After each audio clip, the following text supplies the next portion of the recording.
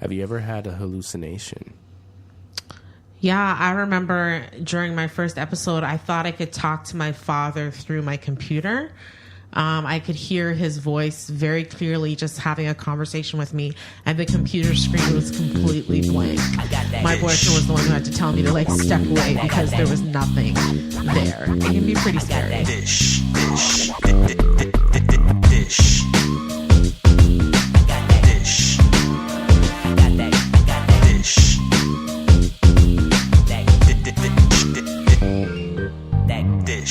Hey y'all, it's Onika. And JR. And you are dishing with Dainty Dish. How you doing, JR? I'm doing well. How about yourself? I'm doing all right. School's been going really, really well. I have several classes coming up in February that I have to take for my peer support worker training. Mental Health 101 should be pretty interesting, as well as peer support training 1. And there are actually 4 levels to that, but I'm not sure my school's offering the other 3, so I have to look into that on my own. Work's been, obviously I'm actually, because of the help that you've been giving me, I'm looking for something a little different. I'm looking to get into peer support work, and I really appreciate all the help that you have given me. You've been awesome. Okay. Doesn't take praise very well, apparently. Okay. But I wanted to talk today about something I read in the news recently. It actually happened in November, but I've been following this story for a couple of years now. Do you know Rohinie Bisesar? Have you heard that name before? Can't say I have. Okay, she's the 43-year-old woman who stabbed a young woman in Shoppers Drug Mart in the Path. And she had her court case, her final case in November, and they actually found that she was not criminally responsible because she's schizophrenic. So they said she's not criminally responsible for her actions. So now they have to figure out kind of what to do with her, which I find very interesting.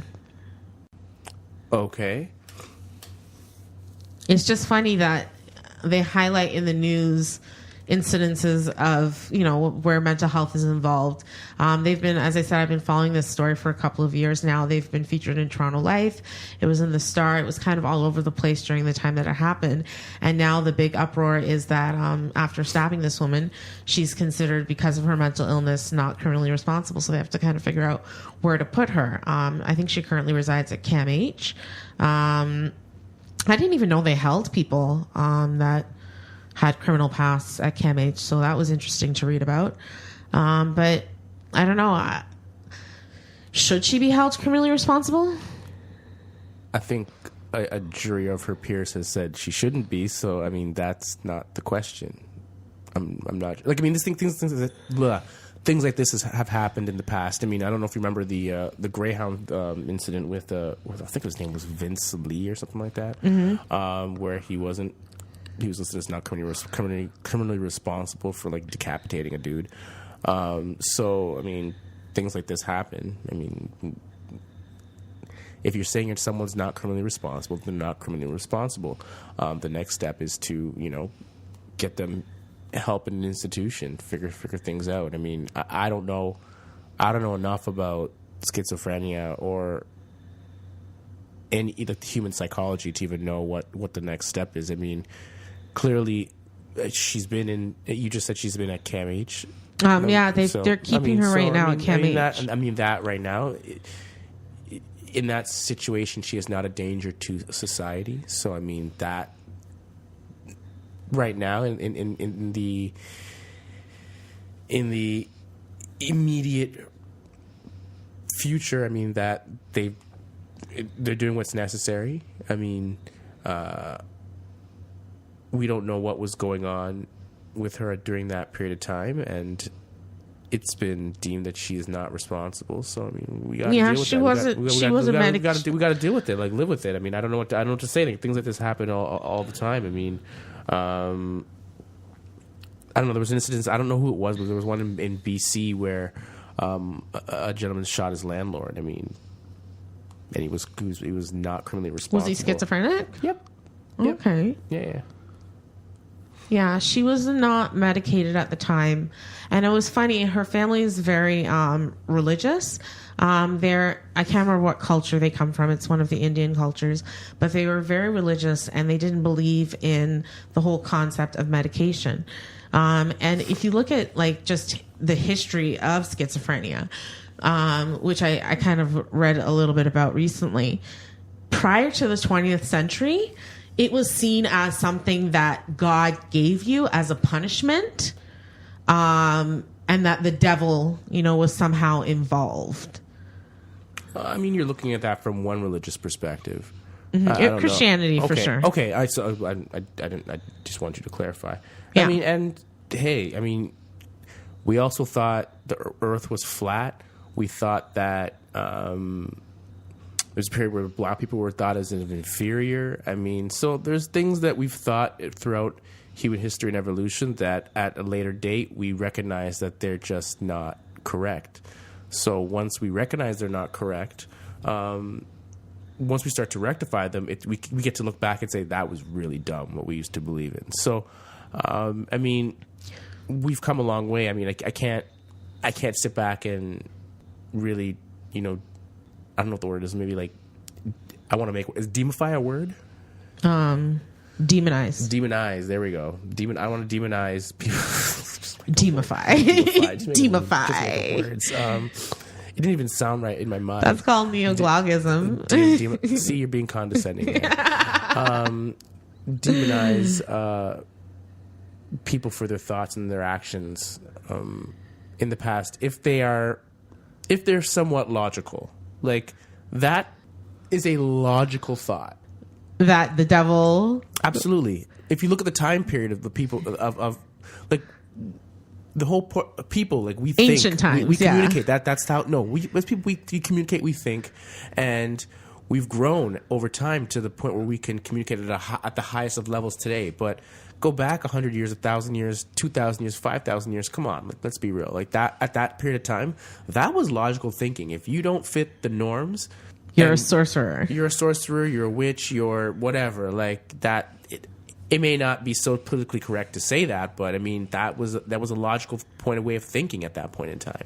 And it's still for some people a logical way of thinking. It's in the Bible.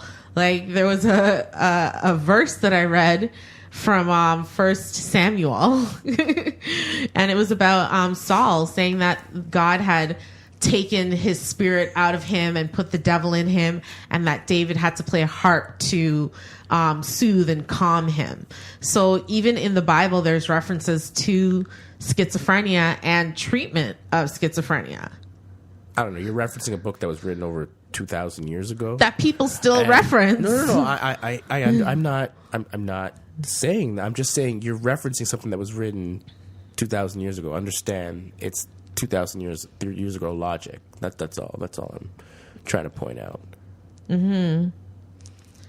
And for those who don't know what schizophrenia is, it's a chronic mental illness that is related to your thinking and your behavior and your actions. So it can be very challenging for people who have it and their families. I was reading something that said that 1 in every 100 people get schizophrenia in their lifetime. That's not, it's only 1% of the population that gets it, but it's 1 in every 100. That's the exact same thing. Obviously, Onika is not a mathematician anymore. I went to Kumon, but I'm not a mathematician. 1% of the population, or 1 out of 100? 1 out of 100. Same thing. You're like, it's the same thing. Yeah. Anyway, what were you saying?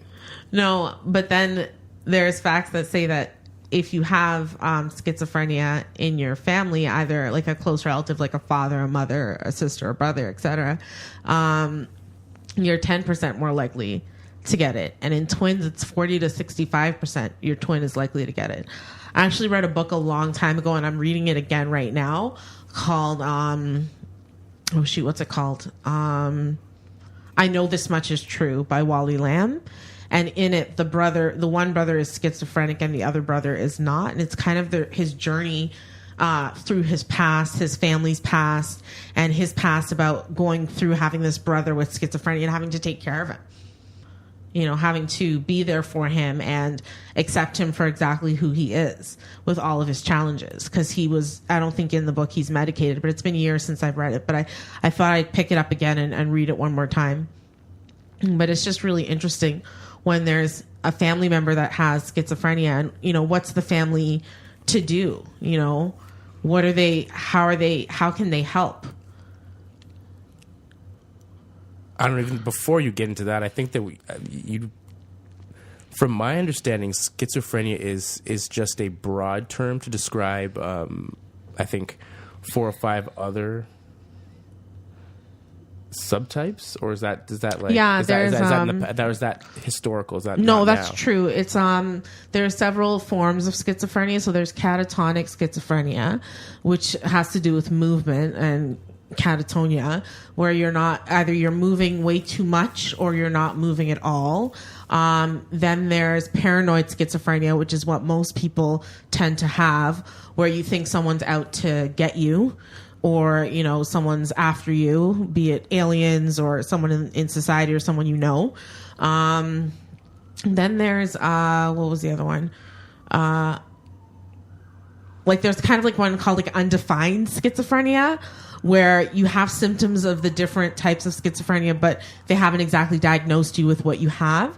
And then there's residual schizophrenia, which most schizophrenics get because regardless of whether they're medicated or not, they exhibit symptoms of schizophrenia throughout their life. So it's like residual symptoms. Sure. I mean, I can't confirm or deny that. I also thought there was one for like childhood, but I'm not sure if that's the case. And I also heard there was someone's mentioned schizoaffective disorder, and I know that's part of it as well. So I don't know where those actually lie in the list of subtypes.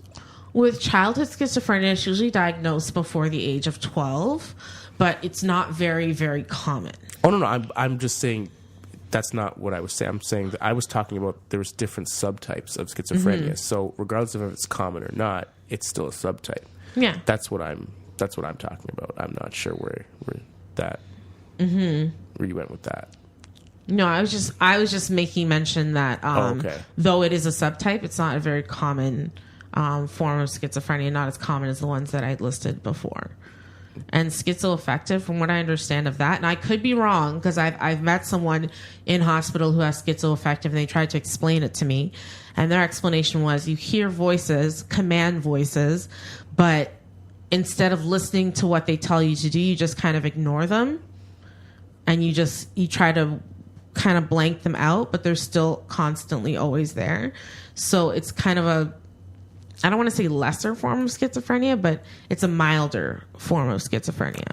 Whoa, I'm not really into defining mild, medium, and hot. Sorry. Mild, medium, and hot. No, not about that. Not about that life. I don't know. So, I mean, schizophrenia. I mean, so back to the original thing we were talking about, not criminally responsible. Yeah, I mean, okay, you're not criminally responsible. What do you do? What do you do with someone like that? Because I mean, there was a big, not a big, but there was a mild or moderate outburst or a bit of outrage when the Vince Lee guy was being allowed to leave the hospital unescorted. Well, it's said that when you are medicated and you're doing, psychotherapy and you can live a normal, healthy life. So though this person did something absolutely horrible, they weren't in their right mind when they did it. And now with the proper treatment, they are in their right mind. So should they not be allowed to, if they stay on their medication, if they get specialty care, if they're more balanced than they were when they weren't medicated or they were suffering more from the schizophrenic symptoms, shouldn't they be allowed to, reintegrate into society?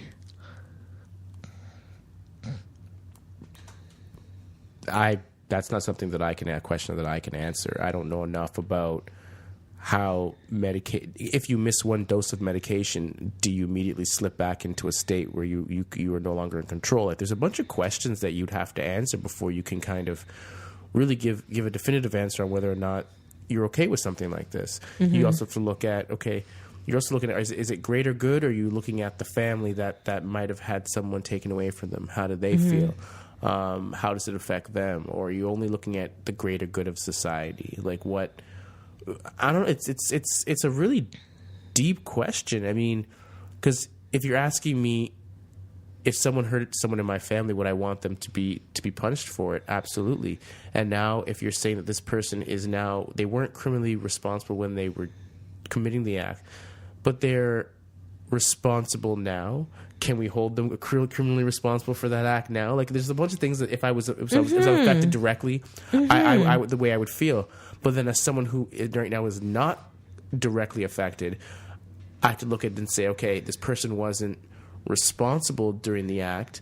They've gone through our criminal justice system. We value our criminal justice system here, and when someone is found guilty of something, they're guilty. When they're found not guilty, they're not guilty. When they're found not criminally responsible, well, they're not criminally responsible. So through our justice system, they don't need to be sent to a prison. But is this person mentally well? Well, if you're using mental health as a way to get out of being criminally responsible, now you need to be monitored for your mental health for the rest of your living life. I don't know if that's something that needs to happen. Well, it probably does, because you'll need to see doctors, but I don't know if it'll need to be monitored from a standpoint of like institutionalization, being institutionalized, being institutionalized, or being monitored by the courts. Like, you weren't criminally responsible, so you're not going to be on like a probation, right? Like, so now you're in a hospital. As soon as the doctors say this person is no longer a risk to themselves or society, as long as they follow this protocol and this regimen, and the person's following that protocol and this regimen, from a doctor and a medical perspective, they shouldn't be in this institution. So if they shouldn't be in that institution, well, the only place is to be in society, because they weren't criminally responsible for what they did. Like, so, like, just using logic as a person that's not directly affected, well, they've got to go back into society, be integrated back into society. Now, if you have family pressures that, like we spoke about with this case, where they don't believe in medication and such for this type of illness, then we also have to look at, okay, if this person goes back into society, who's going to be looking out for their best interests? And I mean, but it's still tough because they weren't criminally responsible. So it's one of those situations where it's trick. Tough. It's tough. So I mean, do you lock away? Have there been people that have been successful that have lived productive lives with one of the variants of schizophrenia? I'm pretty sure if it's 1% of the population, I don't hear about things happening every day. Or interactions, like I interact with more than 100 people a week, and no harm has come to me. So, and I'm pretty sure maybe one of those person has had schizophrenia. I don't know. It's tough to say. I mean, if you want to look at, if we believe in rehabilitation and recovery, then integrating someone back into society is the thing to do. If we don't believe in rehabilitation and recovery, and we believe in locking our problems away and throwing away the key, then you institutionalize someone for the rest of their life. It's one of the two, right? I don't know. Well, I have to agree with you. Like, logically, it makes sense to be reintegrated into society as long as you have the support that you need when you're out. People serve prison sentences every day, and they come out every day from serving their time, and they are allowed to reintegrate back into society. It makes it challenging to get jobs or housing or any of those things. But, if they have family support, then they could possibly make it work. When you look at someone like our previous guest, Jesse, he had schizophrenia, and he had been suffering it almost lifelong.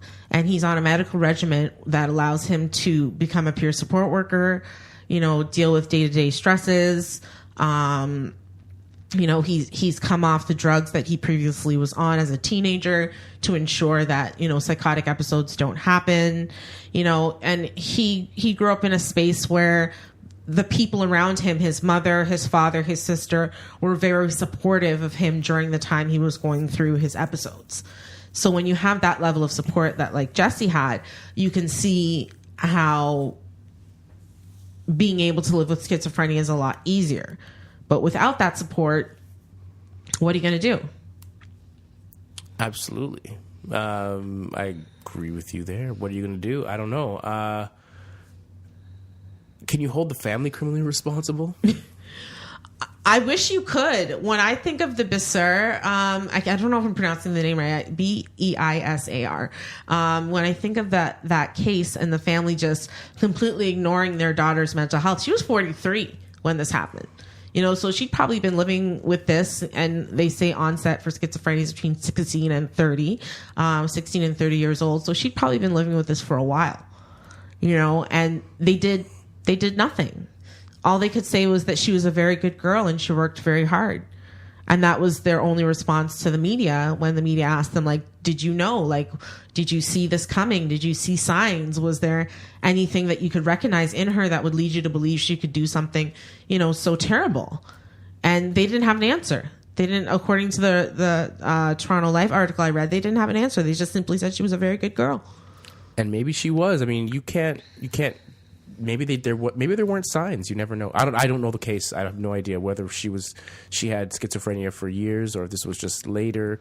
I don't know any of the details, but do you know the details? I do. She had schizophrenia for years since she was in her early teens. She had gone to school. She had a sister, and the sister was very successful, and she always felt she needed to be as successful as the sister. So she went to school, did her schooling. During that time, she experienced hallucinations and delusions as well. And she would jump from job to job, probably because of some of like the negative symptoms that go along with schizophrenia, which we'll talk about in a minute. But she would skip from job to job, kind of pretending she knew what she was doing when she didn't. She did experience a period of hospitalization at one point, but then she was released into the care of her family. She had a boyfriend, from what I recall, and he too was trying to get her to get some help. And in the process of trying to get her to get some help, she was, having these hallucinations and these delusions that she should hurt someone.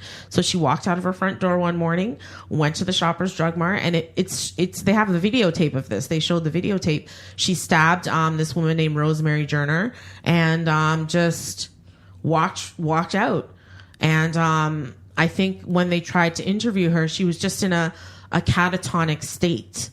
So she had the symptoms. She had the signs were there. There was things that could have been done to prevent this tragic incident from happening, but who was there to support her? Her family wasn't necessarily there for her. They didn't believe in schizophrenia. They didn't believe in its existence and that something was wrong with her. I'm not saying ignorance is an excuse. Yeah, it never is. But if you don't know, I don't know. I don't. From what I read, I'm not trying to judge anybody. Mm-hmm. So, because I've seen situations where, family members are in need and, people decide that Western medicine is not the best course of action. You're sitting here today and you need to remember that for a period of time that your family thought that, they could pray the religious and side was the best course of action, not mm-hmm. Western medicine. So, you've experienced this yourself where, mm-hmm. So I don't know. I don't want to. You just can't. Just because your incidents of mania weren't as drastic or dramatic as those of this particular woman. I hope keep that energy if you're when you're about her family and talk about your own that way. That's kind of where I'm coming from. I just sometimes your family doesn't they're so close to you that they're blinded by certain things, and or they knew you when you were a child, and they're like, someone like that, they were so bright. They how could this happen? It doesn't make sense, and they're just, they might be in shock. So I'm just saying, keep that energy. No, I would have the same energy talking about my family, and if they're listening, they know it, because I remember my family trying to give me an intervention with religious people from their church, thinking that they could pray the cray away. I remember times like that. My mom still prays for my mental health every day, and I appreciate her for it. But, modern medicine is more what I need than, ancient prayers for my mental health. And that's the case for most people's mental health. Like with schizophrenia, you're experiencing hallucinations, delusions, disorganized thinking. There's so many different factors and so many different signs. And according to when you're diagnosing schizophrenia, you have to have at least 1 month of 3 of the symptoms. So that's hallucinations, delusions, disorganized thinking, and catatonia, just like kind of movement issues.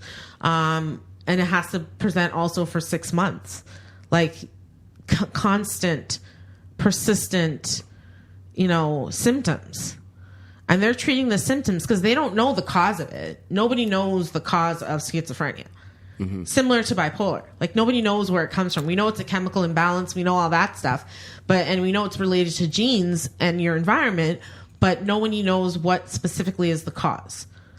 So to not know the cause and to try to find a cure is very, very challenging, which I know you've touched on with mental health stuff before. So it's no different for schizophrenics. Or people suffering from schizophrenia. I don't want to use the word schizophrenic because it kind of puts them in a box, but people suffering from schizophrenia, there's no difference there. They don't know. They just know how to stall the symptoms. That's what the medication does. It gets rid of the hallucinations. It gets rid of the delusions. But other things like, emotional flatness, where you show no emotion when you're talking or in your tone, or, your disorganized thinking, that doesn't stop those parts. So those are kind of the residual effects that you're dealing with once you're medicated from the illness. I don't know. I was doing a little reading, and it said one of the things it noted was that there's a possible link to drug use. Yes. And that's something that's common that I keep hearing with regards to people on the show, people I meet where now that I do this show, people seem to like be more willing to have certain conversations with me, and it's kind of cool. A lot of times it's kind of like, I didn't even. Hey, why are we okay, cool, we'll have this conversation. That's cool, I'm down.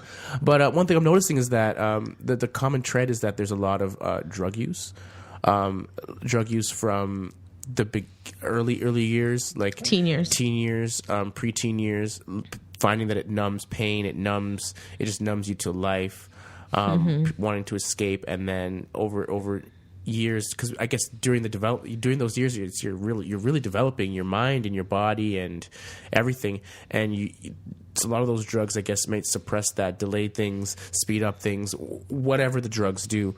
They seem to play a huge role in mental health.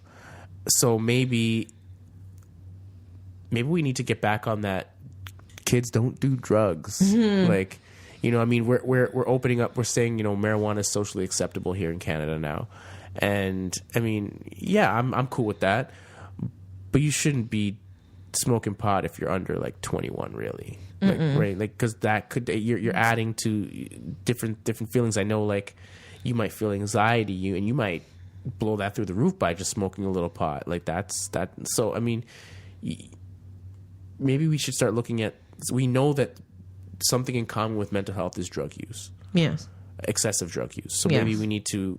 That's maybe one of the causes. Maybe introducing things into our body. We shouldn't introduce foreign substances into our body that aren't recommended by a doctor. Not. I don't. I'm not going to speak on doctors' behalf or something like that. But just like we should introduce substances that are detrimental to our bodies until we're fully adults are grown and can really, I guess, process those things, and maybe that will help. With Jesse, he was saying he started at a very young age, like grade 11, I think is what I remember him saying. And he started with a little weed, a little hash. Then it turned into cocaine, LSD, and ecstasy. Ecstasy. Yeah, that's a lot to mess with your body with, right? So you're messing with the like a lot of drugs, mess with the chemicals in your body, either playing with dopamine and whatever other things. I just know that word. I know neurotransmitter neurotransmitters related to dopamine. Yeah, that's the brain structure and the chemistry. Yeah, but I mean, like, so you're playing with that. I mean, playing with your. I mean, okay, when you work out physically, right? Like, and you go lift weights and stuff, you build muscle mass and you change your body. When you stretch and do yoga, you gain flexibility. Your body tightens up. Your body changes in different ways. So clearly, if you're doing drugs and you're messing with your brain chemistry, you're messing with your brain chemistry. Mm-hmm. And I mean, just like if you gain, 100 pounds of muscle and you lose it, your skin's flappy after. If you go and do, maybe when you go and do all those drugs at such a young age and you mess with your brain chemistry, your brain, has a hard time putting things back together. Mm-hmm. Well, something I read said that it can start even from the womb. Things happening during childbirth, the brain being shooken up. And also things like malnutrition in your environment or disease or viruses can lead to the onset of schizophrenia. So it's not just, it's a combination of a lot of things that I feel like they're kind of guessing at to see. But it's common across all the boards that I kind of read. It was common across the board that your environment is key. I was thinking of... who was it? Daryl Hammond. I was trying to find like were there famous people in the world that like went through schizophrenia, like what their experience was like. And Daryl Hammond is the comedian on SNL that played Bill Clinton. Mm-hmm. So he had a very abusive mother. So he grew up in an abusive situation, and he feels that was a contributing factor to his diagnosis of schizophrenia in his early 30s. So he suffered from schizophrenia basically his whole life. He's about 55 or 60 now, but it's there are so many people that I read up on. Van Gogh apparently was a schizophrenic. Didn't know that. With all the work that he did, all the body of work that he's done and how famous he is, you just don't see people who are in the spotlight as people having these issues, but they do. Mm-hmm. They do go through mental health challenges and they have serious issues like schizophrenia. And I don't know. So many people. I read it was Zelda Fitzgerald, the guy who wrote The Great Gatsby, F. Scott Fitzgerald. His wife was schizophrenic. She used to exhibit signs of hallucination and delusions during their marriage. She was very paranoid that he was having affairs, which he was. So that was fair. He was having affairs, but she was very paranoid about it in the end, and she died. And going back to Van Gogh, he actually shot himself in the chest with a revolver. Not a lot of people, from what I read, there's maybe only 5 or 6% of people that commit suicide because of schizophrenia, but about 20% of people try. And I feel that that's because they've gone untreated. A lot of people who have schizophrenia don't even know they have schizophrenia because the early onset of it is happening, as you said, during their teen years when they're developing. So maybe they're withdrawn from their friends, or they don't have good grades at school, or, they start using drugs. That's typical teenage stuff that someone might not contribute to a mental health illness until far later on, but they're experiencing these symptoms earlier on. And there's several treatment options that I read about for schizophrenia. One is obviously medication, antipsychotics. Okay, what else? Hospitalization was one. Okay. And then there was psychosocial treatments So things like cognitive behavioral therapy and psychotherapy for patients, along like in conjunction with their medication, is key for that to work. And also teaching them about vocational courses and just life skills, because they're having these issues during a time when they're supposed to be learning life skills. So let's say between 16 and 35. They're supposed to be out there learning, going to school, picking up vocations and training, learning how to work in an office setting, let's say, or any kind of setting. It doesn't have to be office setting, but learning to work in an environment with other people and communicate and react to other people. And that's stalled in them.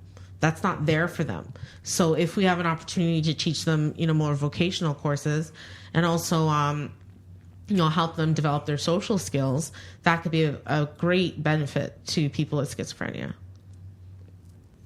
But what about finding jobs that fit, not necessarily jobs, but things that already fit their skill set? That's depending on if they have a skill set. Everyone's got a skill set.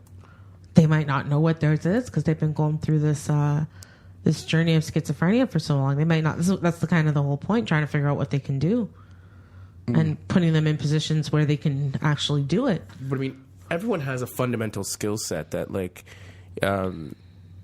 they usually develop over time. But there's usually something that right? Is there? I don't know. Or am I just? You're just I think you're just assuming that. Am I assuming something from a person that's grew up in the West and just never had to think about anything? Like everything got handed to me. Like if I'm thinking like that, absolutely okay. I'm not gonna. Yeah, you're a spoiled Westerner. What can I say? Because think about it. If something like this starts at the age of 16, even Jesse said he barely graduated high school. He had to take some Spanish class, and the woman felt sorry for him, and he graduated. But he never went on to post-secondary education because he wasn't. And it's not because he wasn't able to. I think it's because not able, like financially able to. I think he came from a good family, but I think it's because of everything that was going on with the drug use, the schizophrenia. Like he found his way eventually because now he's a peer support worker. We talked about that last week, so that's a great job for someone with schizophrenia who's treated and having a period of recovery to do. But it took time. It took a lot of time to get there, and a lot of help to get there. Mm-hmm. And not to take away from that at all, but you finished high school, you have a skill set. There's certain jobs out there that's all they look for, right? So you do have a skill set. I guess it's a matter of having the family system around you, like which we talked about earlier, to kind of help you and position you for success.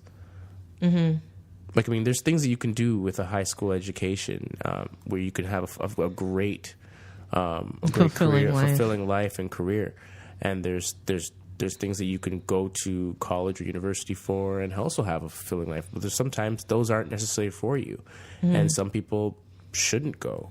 And I'm not saying that just because you have schizophrenia that you should be limited. I'm just saying that there's sometimes opportunities. You might not have seen unless you have a group of people that are around you that really care. A team, yeah. A team. Having a team is very important. They talked about the ACT teams, the assertive community treatment teams, working with them. Having a social worker, a psychologist, a psychiatrist.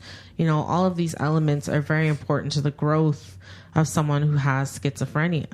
It's not just about taking your medication and hoping you're going to be okay, because it takes time to figure out which medications work best with you. And the biggest problem with a lot of people with mental health issues, not just schizophrenics, is that they'll often take their medication, have a period of wellness, feel like they're okay, and they'll stop taking their medications. It's been known to happen with me many a times. That's why I have an ACT team to support me.